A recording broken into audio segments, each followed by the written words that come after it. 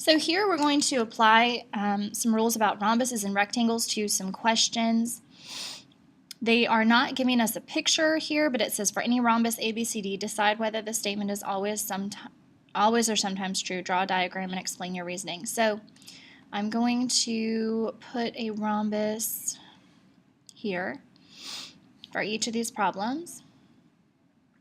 I'll pretend it was a rhombus. This one doesn't look very good. Trying to make it look like a rhombus. There we go.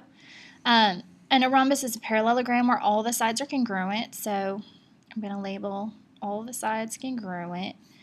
And in a parallelogram, what we know is that opposite angles are congruent. So we can add in those markings for our angles, because this question is asking me about angles.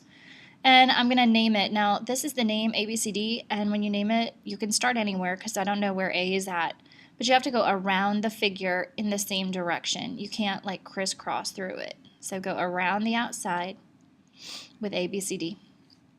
This is asking ABC.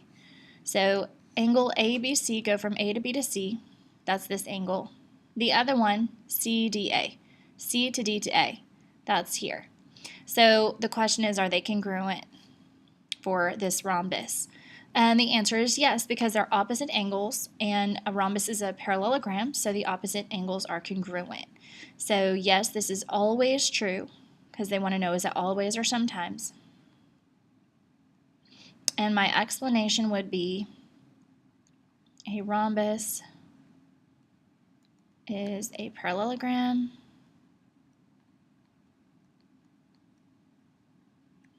so opposite angles congruent.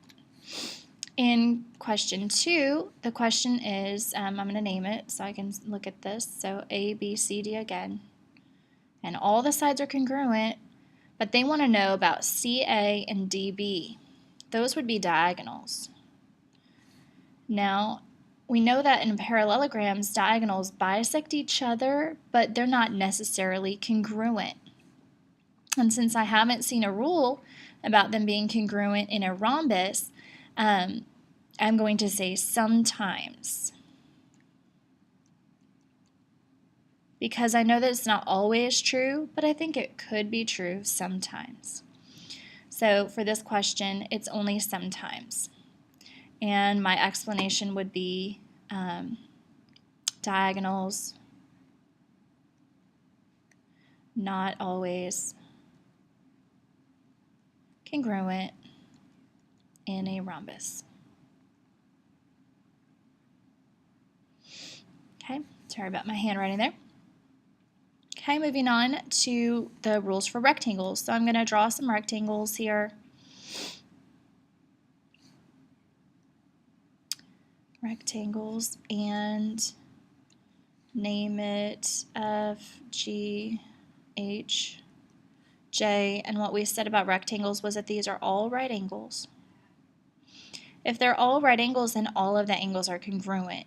So F and H are congruent because they're all right angles. So my I'm going to say always. So fix that. So my answer is always true. And my reason is all angles in a rectangle are 90 degrees. All right, the next one is asking about sides, so let me name it. FG, ignore the knocking, it's block lunch, and I can't answer it right now. The question is GH and HJ. If this is a rectangle, opposite sides are congruent, I know that. These are not opposite, so the answer is sometimes. Not always. So I'm going to say these are not opposite sides. Not opposite sides for my reason. So I want to get these 3 in this video real quick. This one says a parallelogram is a rhombus if and only if its diagonals are perpendicular. So one thing that's special about rhombuses is that the diagonals will always create a right angle if it's a rhombus. A parallelogram is a rhombus if and only if each diagonal bisects a pair of opposite angles. What that means is that, like at A and C, that's a pair of opposite angles and the diagonal is splitting it equally. So that means actually that all four of these angles, the two at A and the two at C, are all four equal to each other. And then you have another set, which is all the two at D and the two at B. Those four are equal to each other as well. And then the last one on this page, parallelogram is a rectangle if and only if its diagonals are congruent. In a rectangle, this is something that's special,